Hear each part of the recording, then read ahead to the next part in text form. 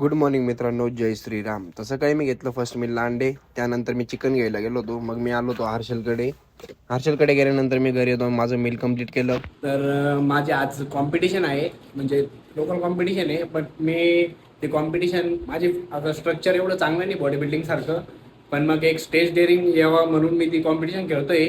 तर बघू आज संध्याकाळी काय होतं. त्यानंतर आम्ही वेईंगला गेलो. मग ते काय फेडरेशनचे काही रूल्स होते, मग त्या रूल्समुळे मी खेळू नाही शकलो, कारण की माझं डिस्ट्रिक्ट चेंज होतं. ID प्रूफ इकडची लागते. त्यानंतर मग आम्ही हर्षलची पोजिंग प्रॅक्टिस घेतली. हा गट होता 50 to 60. त्यानंतरचा गट होता 60 to 65. त्यानंतर आम्ही हॉस्टेलची पेस्टिंग वगैरे केली. त्यानंतरचा हा गट होता 65 to 70 kg.